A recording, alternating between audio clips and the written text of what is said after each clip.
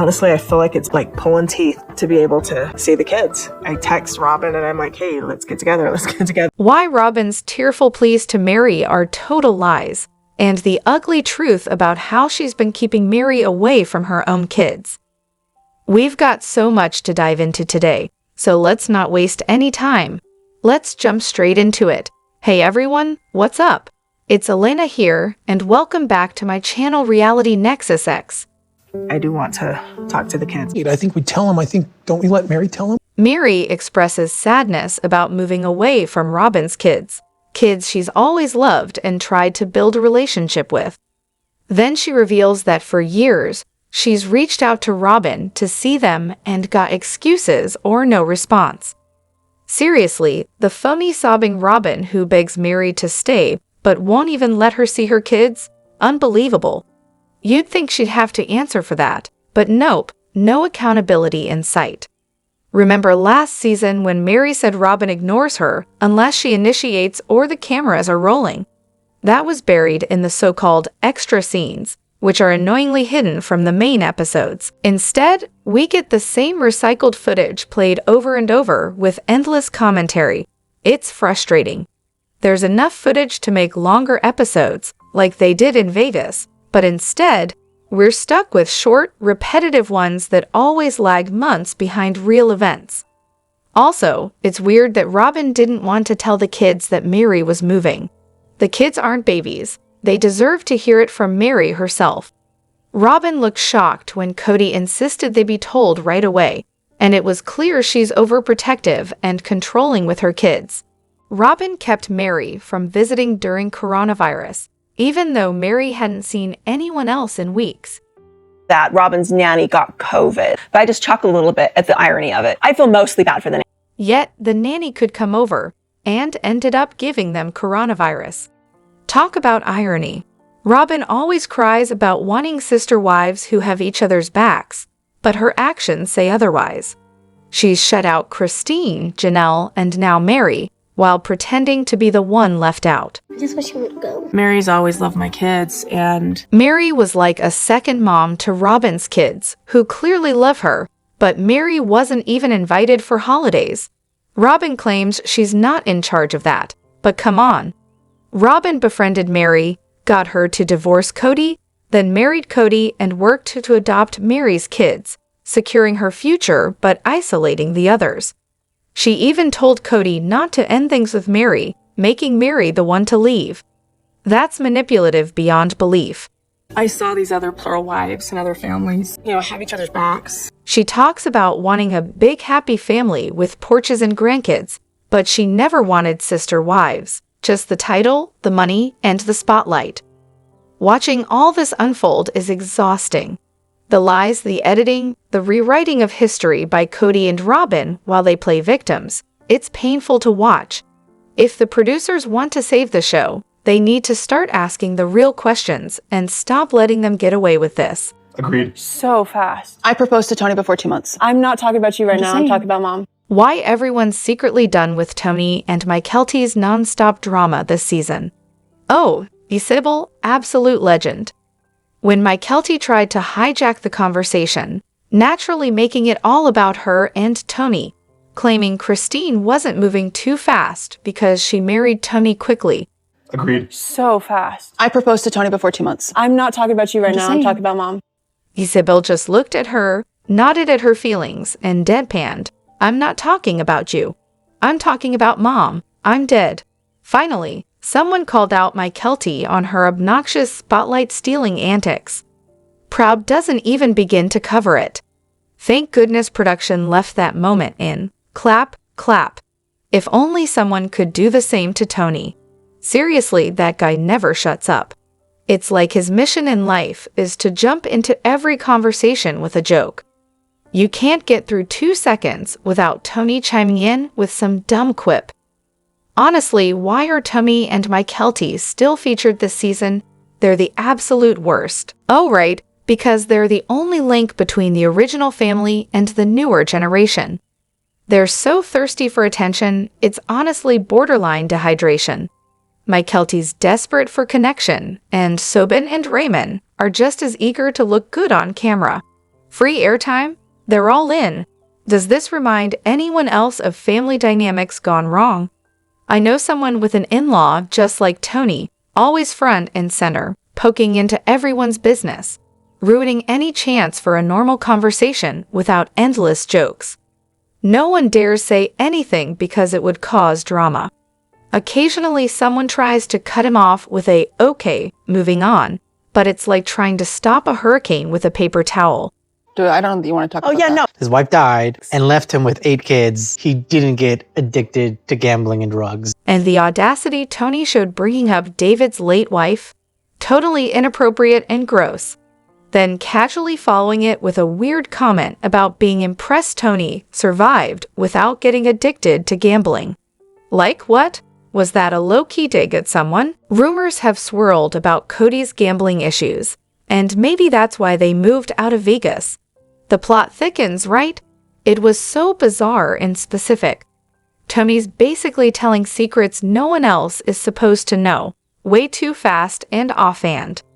Someone wisely said, "Dude, maybe don't talk about that right now." Thank God someone's keeping him in check. His verbal harassment of Christine is just exhausting. Does Mykelti get just as nasty with his parents? Because Tony seems to get a sick thrill out of disrespecting Christine, like some twisted family vendetta. Honestly, their mean-spirited joking just makes both of them as unpleasant as Christine's dad. And no, it's not cute or funny. Christine never laughs along, so it just makes them look like jerks. Who gave Tony permission to gossip like a bored housewife? They don't get boundaries, not at all. And yes, losing loved ones doesn't mean everyone falls into alcohol or gambling. Losing parents within a short time frame doesn't automatically lead to vice. Depression, sure, but not gambling or drinking. Tony's comment was weirdly on the nose, like a snide inside joke no one else got. Honestly, if I'd been there, my smart-ass comeback would have been, "So Tony, did you throw shade at Robyn when her brother died?" Someone needs to have a serious talk with him about his bullying ways. Christine literally went from smiling to stressed whenever Tony opened his mouth. I get the feeling they tolerate Tony just because he's with Mykelti. Otherwise, no one really has anything to do with him. And Tony's annoying, passive-aggressive bullying style reminds me of some family members who target others because of personal biases. If he were a man, no one would tolerate his crap. Double standards galore. Every time Tony speaks, I cringe so hard, I think my face might freeze. But on the bright side, Okay. I just think it's okay also that you're having feelings. Not like a crazy thing, but I'm doing fine now. Mom, acknowledging it's going fast isn't us telling you that it's bad. Aspen totally had Isabel's back, telling her it's okay to feel that their mom was moving fast, validating her feelings without making her seem negative or like she disliked David. That was real emotional intelligence right there. Everyone but Tony, of course. Even Peyton impressed me with how mature and thoughtful he was. Tony thinks he's funny, but nope, just inappropriate. Meanwhile, Aspen, the second oldest who basically raised the younger kids, knows exactly what to say to keep peace. Isabel's quick, "This is not about you," was gold. She shut down Mykelti's attempt to turn everything into a me moment. Honestly, Mykelti's behavior screams daddy's girl with a side of narcissism. The spotlight obsession? So Christine, it's almost poetic. Remember Christine's wedding reception? Mykelti yelling over Aspen's speech, and Isabel shutting her down with, "This is why mom picked me." That was a mic drop moment. Isabel's not just brave, she's prepared to step up if things go south again, just like she did during the Kody divorce. Look, Christine raised some fiercely independent daughters, probably because she had to. She and Janelle both ran their household solo.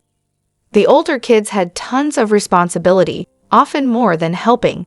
And honestly, that hands-off parenting style, whether intentional or forced, made them who they are today. Honestly, I think Aspen and Logan deserve credit for raising the kids, not Christine. And despite what you think of the wives, you can't deny the kids turned out strong and independent. Back to the original point, Many of Christine's older kids married their first serious partners, so they might feel stuck or unable to fully express concerns about the relationship pace. That makes Isabel's boldness even more refreshing. Tony? Still the annoying pink elephant no one wants to acknowledge. He plays it up for the cameras, no doubt. But big shout out to Aspen and Isabel for bringing some sanity and support. And hey, as a 53-year-old, I say Christine moving fast is fine. We aren't getting any younger. Dating in your 50s is way different than in your 20s. Christine knows what she wants and isn't settling. The only real caveat is Truly still a kid living at home, so a slower pace makes sense to protect her. But Truly seemed cool with everything anyway, so no worries. All in all, Isabel saying what we were all thinking was the highlight. She's polite but firm, everything my Keltie desperately needs to learn. And Mitch's Truly needs less voices is now my go-to polite shut up, chef's kiss. So yes, despite the drama and ridiculousness, this episode was a gem. Thank you, Isabel. You earned your spot in the spotlight. She would come late to family gatherings and she would leave early. She was on her phone the whole entire time. She didn't want to spend time with us. Robyn claimed she's the victim, but what if the real problem is her own cold behavior toward the other kids? Here's the side of the story nobody wants to admit. Robyn kept her kids separate from the start. She sent her kids to her mom's for their 11-day honeymoon, and the other wives had to ask if they could have them for a couple of days. Then she hired a nanny in Vegas, even after she expressed how that made her feel. She didn't want to spend time with us. Now she complains that her kids have always been separated from the rest of the family. It's clear that she's the reason for the separation she complains about. She often talks about her dream of sitting on a porch with her sister wives, but it seems she never really tried to mesh with everyone or allow her kids to be everyone's kids. It's more like she wants them to stay separate, not really part of the family. The McMansion she lives in has a huge porch, but the show never filmed them using it, despite having years where it was possible.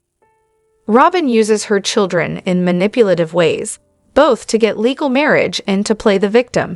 They pointed out a lot how far apart we are from each other. In their point of view, we're probably a bit broken, just to be blunt. She's consistently kept them apart from the other kids and demanded extra time for her kids, isolating them. On TV, she's made harsh accusations against her husband that must have been difficult for the kids to hear. One notable incident was when she shooed away Truly, a toddler, in a very dismissive manner, which revealed a lot about her attitude toward the other wives' children. This kind of behavior highlights that she doesn't treat the other kids like family. She has also been seen kicking a dog for no reason, and reacted extremely over small things like a child pouring a bowl of cereal, even putting up a no food sign in the fridge, which came off as greedy and controlling. While the other wives were often struggling financially and even using food stamps at one point, Robyn came in with debt and seemed to expect everyone to be happy to accommodate her kids.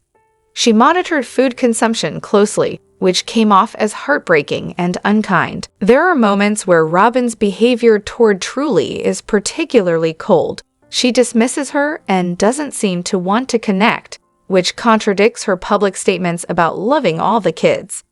This detachment only fueled feelings of division. Robyn has been seen struggling to handle children in general, seeming overwhelmed and reactive at times. She appeared to have expected the other wives and their kids to help with childcare, but when she saw her kids bonding with the older kids, she put a stop to it. Her relationship with the other wives and their kids seems strained because she's often guarded and controlling. She has accused the older kids of being mean, but in reality, they have been welcoming and affectionate toward her children. Robyn's insistence on special treatment for her children and the way she constantly positions them as victims has created division rather than unity. She's been known to invent drama to get her way with Kody, and this behavior has contributed to ongoing family tension. The older children of the other wives have shown openness and kindness toward Robyn's kids, but Robyn seems to resist this, preferring to keep things separate. The pandemic gave her an excuse to further isolate her kids from the others, breaking down sibling relationships that had begun to form.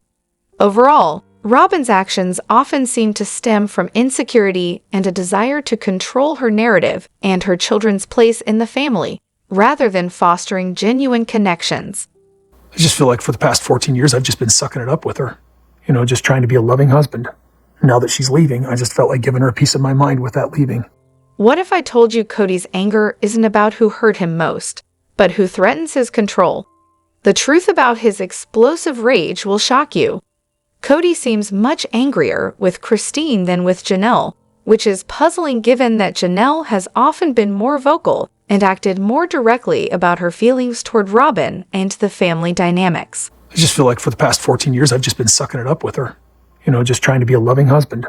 Now that she's leaving, I just felt like giving her a piece of my mind with that leaving. This ain't my fault. You did this, is what I feel like. Kody has historically been harsher with Christine, but tends to take Janelle's side, especially in situations involving the family's group dynamic. It seems he shows clear disdain for Christine, while he's only upset with Janelle when she spends time with Christine. One reason might be that Kody is still trying to get Janelle back, so he holds back a bit with her. Janelle has mentioned they took time apart before, so he might hope she will change her mind in return, along with her financial contribution. Robyn has also fueled Kody's anger toward Christine, and possibly toward Janelle as well. If the show continues, Kody might also show anger toward Janelle, but for now, he seems to moderate his attitude. Robyn's jealousy of Christine appears intense, and may have contributed to Kody's behavior. The way Kody treated Janelle, shouting, walking out of her house in anger on camera, was shocking and suggests he struggles with managing his anger in private too. There's a woman who had been watching me online. Kody's not saying anything. Then after this, everything changes. His public displays of contempt toward Christine and Meri, paired with explosive rage, raise concerns about how he manages relationships off camera.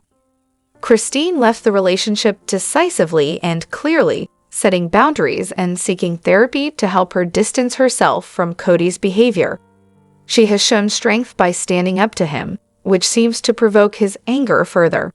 In contrast, Janelle has been more non-confrontational and less direct, which may be easier for Kody's ego to handle. Christine's departure also took a financial toll on Kody, as she sold her house and took her share of the equity, which likely infuriated him. Janelle also took money when she left, but Kody may view her contributions differently because she was seen as more financially valuable to the family. I'm saying my house so that you guys all feel like you're welcome in my house. Oh, thank you. I'm so uncomfortable. I don't know what to do.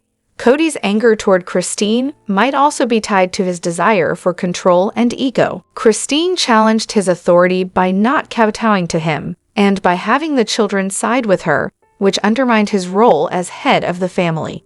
He reportedly made cruel comments about never being attracted to Christine, and expressed regret over marrying her, which adds to the bitterness.